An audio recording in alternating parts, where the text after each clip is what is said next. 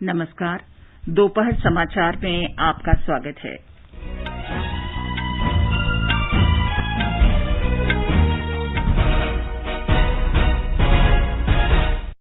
राष्ट्रपति, प्रधानमंत्री और अन्य वरिष्ठ नेताओं ने दिवंगत रामविलास पासवान को नई दिल्ली में श्रद्धांजलि दी। केंद्रीय मंत्रिमंडल ने उनके निधन पर शोक व्यक्त किया। भारतीय रिजर्व बैंक ने द्विमासिक मौद्रिक नीति की घोषणा की। प्रमुख ब्याज दरों में कोई परिवर्तन नहीं। बिहार में विधानसभा चुनाव के दूसरे चरण में 94 सीटों पर नामांकन भरे जा रहे हैं। देश में कोविड से स्वस्थ होने की दर 85.52% हुई।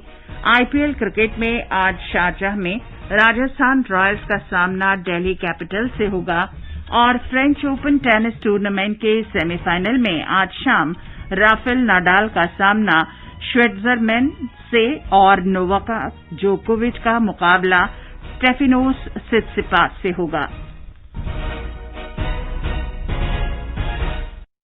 दोपहर समाचार में रवि कपूर के साथ मैं चंद्रिका जोशी। कोविड-19 महामारी के खिलाफ देश एकजुट होकर लड़ रहा है। आप भी हमारे साथ सुरक्षा और बचाव के 3 आसान एहतियाती उपायों का संकल्प लें। मास्क पहनें, 2 गज की दूरी है जरूरी, सुरक्षित दूरी बनाए रखें, हाथ और मुंह साफ रखें। अब समाचार विस्तार से। राष्ट्रपति रामनाथ कोविंद और प्रधानमंत्री नरेंद्र मोदी ने केंद्रीय मंत्री और लोक जनशक्ति पार्टी के नेता रामविलास पासवान को श्रद्धांजलि दी।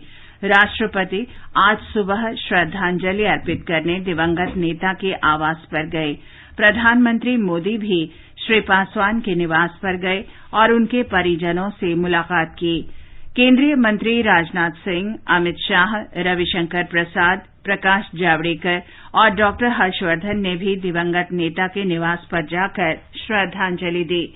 भाजपा अध्यक्ष जगत प्रकाश नड्डा और अन्य वरिष्ठ नेताओं ने भी श्री पासवान के निवास पर जाकर उन्हें श्रद्धांजलि अर्पित की।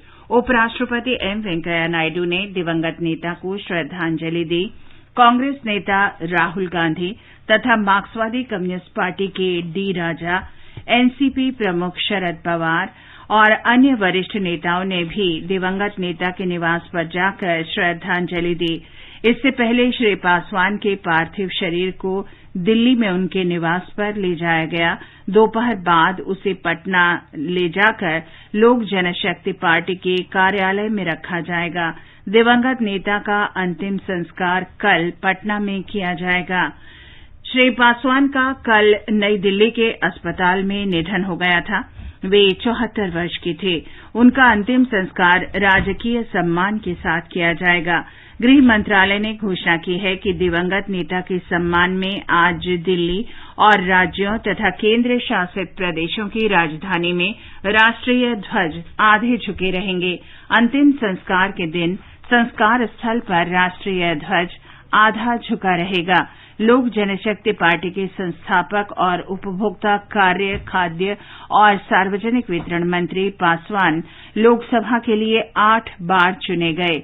वे हाजीपुर निर्वाचन क्षेत्र से सबसे अधिक मतों के अंतर से जीतने का श्री पासवान का रिकॉर्ड कई वर्षों तक बना रहा।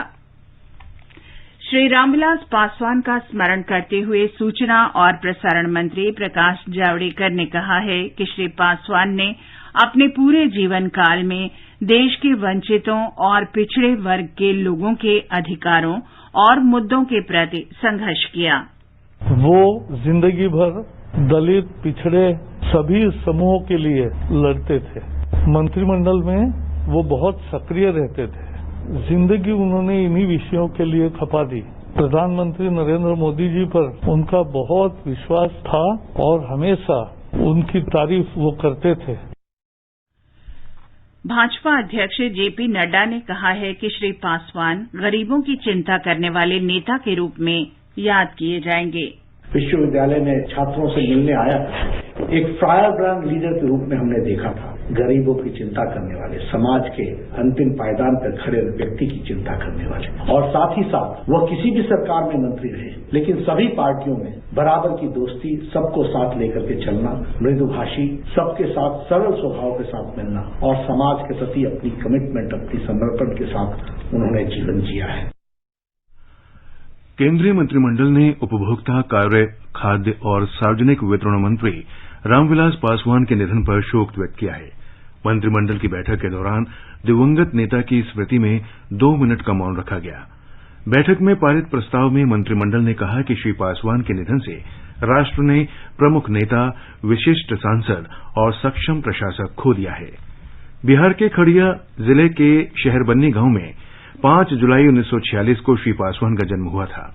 वे राज्य के सबसे लोकप्रिय नेताओं में से एक रहे और उन्हें व्यापक जनसमर्थन हासिल था। उन्हें संयुक्त सोशलिस्ट पार्टी के उम्मीदवार के रूप में 1969 में बिहार विधानसभा के लिए चुना गया था। वे 1977 में 6ठी लोकसभा के लिए हाजीपुर सीट से रिकॉर्ड अंतर से जीते।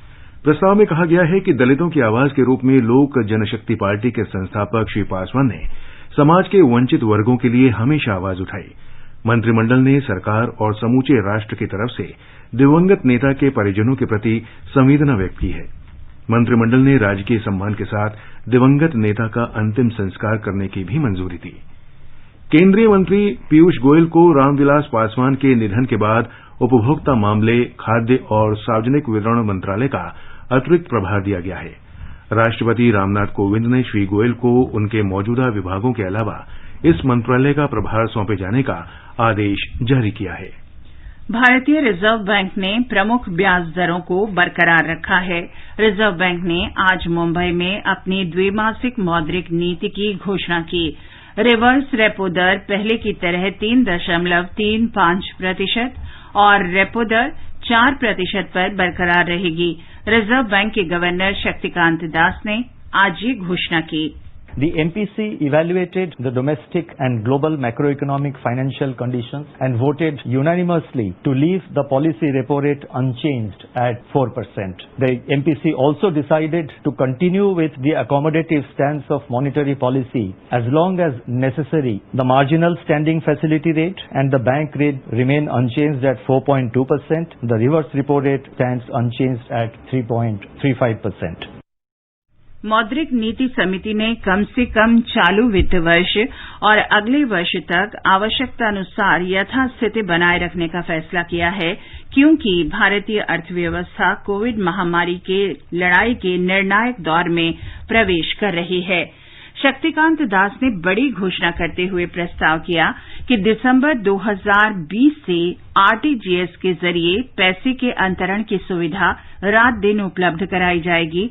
उन्होंने कहा कि रिजर्व बैंक तरलता और आसान वित्तीय शर्तों के लिए बाजार प्रतिभागियों को आश्वस्त करने के उद्देश्य से सभी आवश्यक उपाय करने के लिए तैयार है। ऋण से मूल्य अनुपात से जुड़े नए आवास ऋण का जोखिम और सभी नए आवास ऋण के लिए औचित्यपूर्ण जोखिम की सुविधा 31 मार्च 2022 तक जारी रहेगी। रिजर्व बैंक ने सभी एनबीएफसी और एचएफसी के लिए संयुक्त ऋण की योजना आगे जारी रखने का फैसला किया है।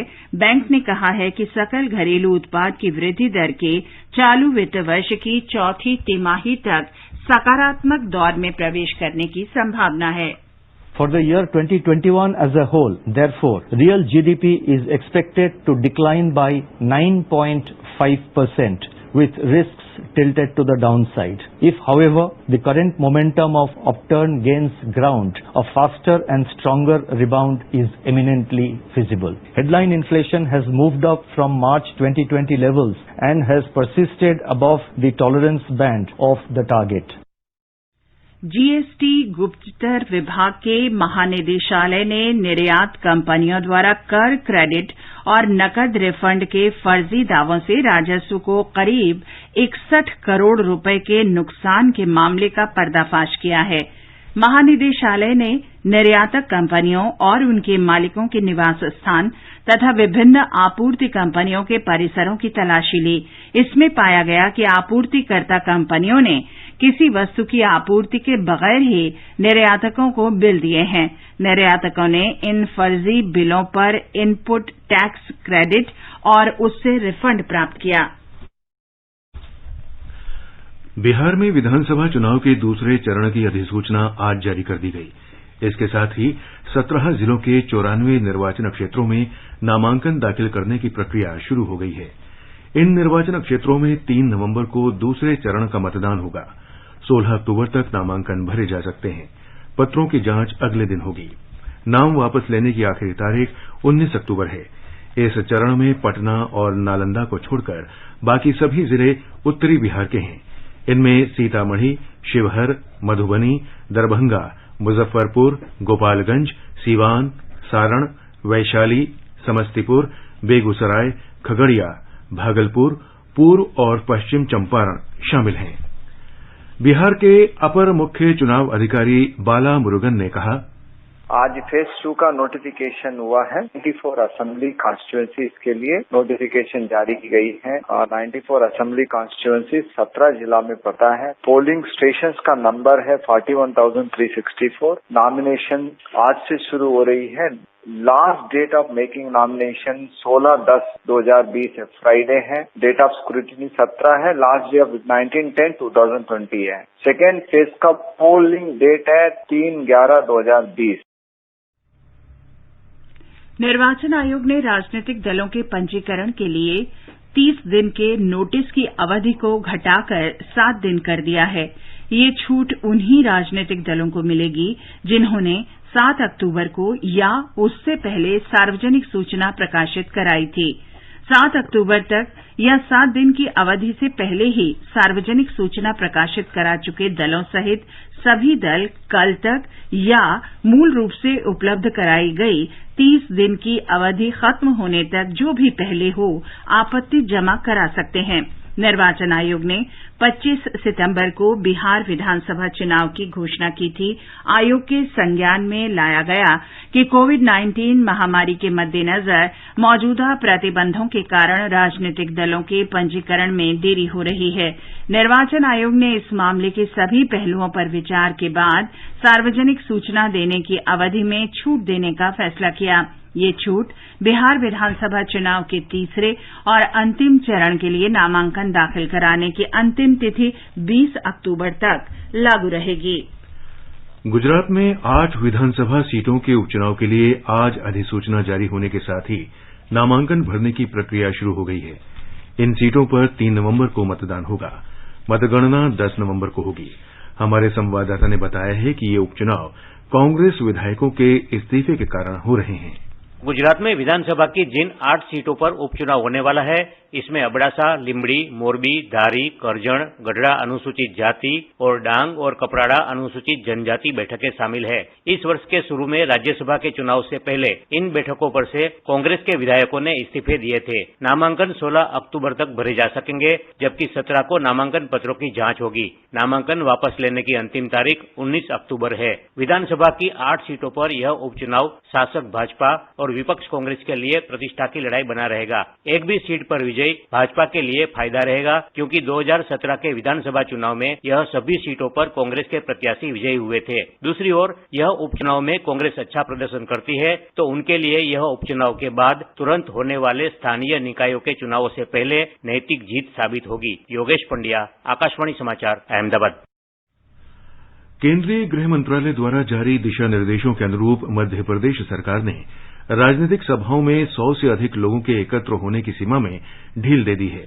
राज्य में 28 सीटों पर विधानसभा उपचुनाव के लिए नामांकन दाखिल करने का काम आज शुरू हो गया। हमारे संवाददाता ने बताया है कि इन सभी सीटों पर 3 नवंबर को मतदान होगा। राज्य के गृह मंत्री नरोत्तम मिश्रा ने बताया कि नए दिशा निर्देशों के तहत राजनीतिक रैलियों में 100 से अधिक व्यक्तियों के एकत्र होने पर लगे प्रतिबंधों में ढील दी गई है, लेकिन इस दौरान मास्क, सैनिटाइजर और शारीरिक दूरी के नियमों का कड़ाई से पालन करना होगा। इस बीच पिछले 24 घंटों में 1715 से अधिक नए मामले सामने आने के बाद राज्य में कोविड-19 मामलों की संख्या बढ़कर 1,42,000 तक पहुंच गई है। इसी तरह संक्रमण से पीड़ित 29 मरीजों की मृत्यु के साथ ही राज्य में मरने वालों की संख्या भी 2,547 हो गई है। राज्य के स्वास्थ्य बुलेटिन के अनुसार 2,420 कोरोना वायरस रोगियों को कल स्वस्थ होने के बाद अस्पतालों से छुट्टी मिल गई। इसके फलस्वरूप प्रदेश में अब तक 1,22,000 से अधिक लोग स्वस्थ हो चुके हैं। मध्य प्रदेश में अब 17,788 सक्रिय मामले हैं। संजीव शर्मा, आकाशवाणी समाचार, भोपाल। ये समाचार आकाशवाणी से प्रसारित किए जा रहे हैं। ताजा समाचार जानने के लिए आप हमारे Twitter handle @AIR News Hindi को फॉलो कर सकते हैं। चलो मिलकर एक शुरुआत करें, चलो एक फैसला आज करें, मास्क नहीं तो टोकेंगे, कोरोना को रोकेंगे, चलो एक इरादा करते हैं, चलो कुछ वादा करते हैं, मास्क नहीं तो टोकेंगे, कोरोना को रोकेंगे।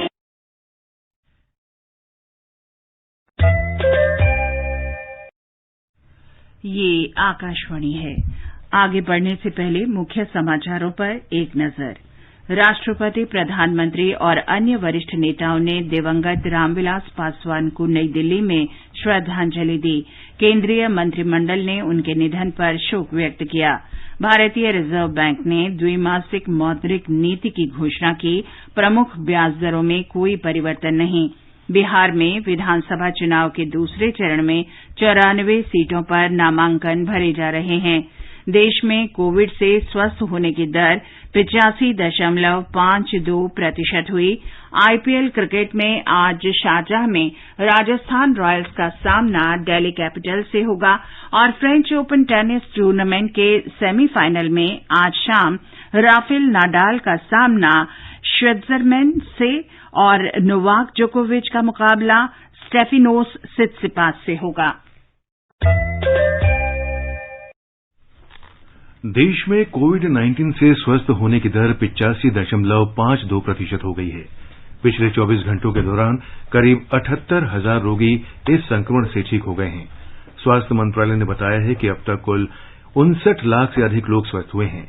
मंत्रालय ने बताया है कि कोरोना संक्रमण से स्वस्थ होने की दर बढ़ने से संक्रमित लोगों की दर 12.94% रह गई है। वर्तमान में देश में सक्रिय मामलों की संख्या 10 लाख से भी कम है। टेस्ट, ट्रैक और ट्रीट नीति के प्रभावी रूप से लागू होने से स्वस्थ होने की दर में वृद्धि हुई है और मृत्यु दर कम हुई है। देश में मृत्यु दर 1.54% है। कुल संक्रमित लोगों की संख्या 69,06,152 हो गई है। पिछले 24 घंटों के दौरान 964 मरीजों की इस वायरस से मौत होने से अब तक 1,06,490 रोगियों की इस संक्रमण से मृत्यु हो चुकी है। भारतीय आयुर्विज्ञान अनुसंधान परिषद ने कहा है कि देश में पिछले 24 घंटों में विभिन्न प्रयोगशालाओं में कोरोना वायरस के कुल 11,68,705 नमूनों की जांच की गई। अब तक देशभर की प्रयोगशालाओं में 8,46,34,680 नमूनों की जांच हो चुकी है। वर्तमान में देश में कुल 1,902 प्रयोगशालाओं में कोविड-19 की जांच हो रही है। इनमें से 1,104 सरकारी और 798 निजी प्रयोगशालाएं हैं। सरकार ने कोरोना महामारी के मद्देनजर मनोरंजन पार्क और ऐसी अन्य जगहों पर संक्रमण से बचाव के लिए मानक संचालन प्रक्रिया जारी की है। गृह मंत्रालय ने इस महीने की 15 तारीख से मनोरंजन पार्कों और ऐसे अन्य स्थलों को फिर से खोलने की अनुमति दी थी। स्वास्थ्य मंत्रालय के निर्देशों में कहा गया है कि मास्क पहने रखना और 6 फुट की दूरी बनाए रखना जारी रहेगा। मनोरंजन पार्कों में सभी प्रकार के झूलों को सैनिटाइज करना होगा और आने जाने का अलग समय रखा जाएगा। थिएटर और फूड कोर्ट में कुल क्षमता के 50% लोगों को ही आने दिया जाएगा। प्रधानमंत्री नरेंद्र मोदी ने कल कोविड महामारी की रोकथाम संबंधी समुचित व्यवहार के बारे में जन आंदोलन अभियान का शुभारंभ किया। आने वाले त्योहारों और सर्दियों तथा आर्थिक गतिविधियों की शुरुआत को देखते हुए ये अभियान चलाया जा रहा है। श्री मोदी ने लोगों से कोरोना संक्रमण से संघर्ष में एकजुट रहने की अपील की। उन्होंने मास्क लगाने, हाथों की साफ सफाई रखने और 2 गज की दूरी के नियम का पालन करते हुए सुरक्षित दूरी बनाए रखने की अपील की। प्रधानमंत्री ने कहा कि कोविड से संघर्ष एक जन आंदोलन है और इसे कोविड योद्धाओं के समर्पण से शक्ति मिली है। अखिल भारतीय आयुर्विज्ञान संस्थान नई दिल्ली के निदेशक डॉक्टर रणदीप गुलेरिया ने कहा है कि कोरोना वायरस से बचने के लिए प्रधानमंत्री नरेंद्र मोदी के बताए गए 3 उपाय आने वाले त्योहारी और बदलते मौसम में काफी महत्वपूर्ण हैं। फेस्टिव सीजन शुरू हो रहा है, सर्दियों का मौसम भी शुरू हो रहा है और इसमें यही डर रहता है कि कोविड के केसेस बढ़ सकते हैं। अगर हमें इन केसेस को कम करना है तो ये जो 3 चीजें हैं, 6 फीट की दूरी, जब भी हम बाहर जाएं तो अच्छी तरह से अपना नाक और मुंह ढक के मास्क लगाएं, जिससे मास्क जो है हमें भी प्रोटेक्ट करे और हम औरों को इन्फेक्शन ना दें, और अपने हाथ रेगुलरली धोएं, चाहे साबुन से धोएं चाहे हैंड सैनिटाइजर से धोएं। इन तीनों चीजों को करने से कोविड के केसेस कम होंगे और हम इस लड़ाई में जरूर जीते। लोक गायिका मालिनी अवस्थी ने आने वाले त्योहारों के दौरान कोविड संबंधी दिशा निर्देशों के पालन पर जोर दिया है। नमस्कार साथियों, मैं हूं मालिनी अवस्थी। त्योहार आने वाले हैं, हम सबके घर परिवार, समाज, देश की रौनकें आने वाली हैं। इस उत्सव के मौके पर हमें कोविड से और भी ज्यादा सावधान रहने की जरूरत है। आइए कोरोना से लड़ने के लिए एकजुट हों। 3 बातों का हमेशा ध्यान रखें। एक तो मास्क जरूर पहनें, हाथ साफ करते रहें, सोशल डिस्टेंसिंग का पालन करें और 2 गज की दूरी बनाए रखें। सो यूनाइट टू फाइट कोरोना। पूर्व अंतर्राष्ट्रीय वॉलीबॉल खिलाड़ी अरुण कुमार सूद ने भी लोगों से सावधानी बरतने की अपील की है। मैं अरुण कुमार सूद, पूर्व अंतर्राष्ट्रीय वॉलीबॉल खिलाड़ी, प्रेसिडेंट उत्तराखंड क्रीड़ा भारती, मैं सभी से अनुरोध करूंगा कि अभी जो कोरोना काल है इसमें थोड़ा सा अपने को अवेयर रखना है। आपने अभी ये नहीं समझना है कि कोरोना खत्म हो गया है। अपनी सावधानी से ही आप इसका दूर कर सकते हैं। आप बाहर ना निकलें जब तक काम ना हो, आप मास्क पहन के रखें, जहां भी भीड़ इलाके में जाएं वहां सोशल डिस्टेंसिंग का ध्यान रखें। तेलंगाना में पिछले 24 घंटे के दौरान कोविड-19 के 1891 नए मामले आने के साथ ही राज्य में कुल संक्रमित लोगों की संख्या 2,08,535 हो गई है। कल 53,000 से अधिक नमूनों की जांच की गई। 1,878 लोगों के ठीक होने के बाद स्वस्थ होने की दर 86% से अधिक हो गई है। अब तक 1,80,953 लोग संक्रमण से ठीक हो चुके हैं। राज्य के चिकित्सा और स्वास्थ्य विभाग के अनुसार पिछले 24 घंटे के दौरान 7 और लोगों की मौत होने के बाद मृतकों की संख्या 1,208 हो गई। गूगल मानचित्र पर मुंबई के कंटेनमेंट क्षेत्रों को चिन्हित करने के लिए बृहन मुंबई नगर निगम और गूगल के बीच एक समझौता हुआ है। गूगल मानचित्र पर इन क्षेत्रों को दिखाए जाने से मुंबई निवासियों को इनका पता लगाने में आसानी होगी। असम में आगामी त्योहारों के मद्देनजर अनेक प्रतिष्ठित व्यक्ति कोविड-19 से संबंधित उचित व्यवहार के अनुपालन के जन आंदोलन में शामिल हो गए हैं। असम के मुख्यमंत्री सर्बानंद सोनोवाल ने लोगों से मास्क पहनने, हाथ धोने और सुरक्षित दूरी बनाए रखने का आग्रह किया। हमारे संवाददाता ने बताया है कि अभिनेता आदिल हुसैन, प्रांजल सैकिया, निपोन गोस्वामी और मुक्केबाज लवलीना बोरगोहाइन ने लोगों से सुरक्षित रहने की अपील की है। एक संदेश में मुख्यमंत्री ने लोगों से सतर्क रहने और स्वास्थ्य विभाग द्वारा जारी सभी दिशा निर्देशों का पालन करने का आग्रह किया है। इस अभियान में अभिनेता और लेखक जुड़े हुए हैं। अभिनेता आदिल हुसैन और बॉक्सर लवलीना बोरगोहाइन ने एक संदेश में कहा कि हालांकि नियमों में ढील दी गई है, लेकिन लोगों को उस प्रोटोकॉल का पालन करना चाहिए। सरकारी कार्यालयों में भी होर्डिंग और बैनर लगाए गए हैं, जिसमें लोगों से मास्क पहनने, हाथ धोने और सामाजिक दूरी बनाए रखने का अनुरोध किया गया है। मानस प्रतिम शर्मा, आकाशवाणी समाचार, गुवाहाटी। सड़क परिवहन और राजमार्ग मंत्रालय ने चालू वित्त वर्ष के पहले 6 महीनों में 3,951 किलोमीटर सड़क के निर्माण का काम पूरा कर लिया है। मंत्रालय ने कोविड-19 महामारी के बावजूद प्रतिदिन लगभग 22 किलोमीटर सड़क निर्माण किया है। मंत्रालय का चालू वित्त वर्ष में 11,000 किलोमीटर सड़क निर्माण का लक्ष्य है। केंद्र सरकार ने 10,000 मीट्रिक टन तक बेंगलोर रोज और कृष्णापुरम किस्म के प्याज की निर्यात की अनुमति दे दी है। ये अनुमति अगले वर्ष 31 मार्च तक रहेगी। केंद्रीय वाणिज्य मंत्री पीयूष गोयल ने कहा है कि यह निर्णय किसानों के सशक्तिकरण और उनकी आय बढ़ाने के उद्देश्य से किया गया है। जम्मू कश्मीर के उपराज्यपाल मनोज सिन्हा ने कहा है कि केंद्र शासित प्रदेश में 25,000 रिक्त सरकारी पद शीघ्र ही भरे जाएंगे। हमारे संवाददाता ने बताया है कि इनमें वे 10,000 नौकरियां भी शामिल हैं जिनका विज्ञापन निकाला जा चुका है।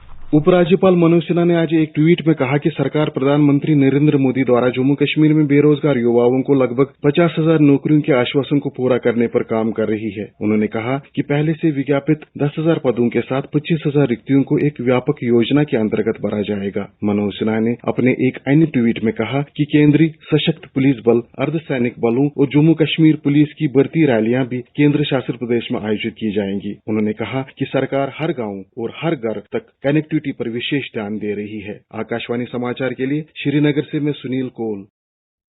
ये समाचार हमारी वेबसाइट newsonair.com/hindi और हमारे mobile app news on AIR पर भी उपलब्ध हैं। कोविड-19 से बचाव और सुरक्षित रहने के 3 उपाय। मास्क लगाएं, 2 गज दूरी है जरूरी, सुरक्षित दूरी रखें, हाथ और मुंह साफ रखें।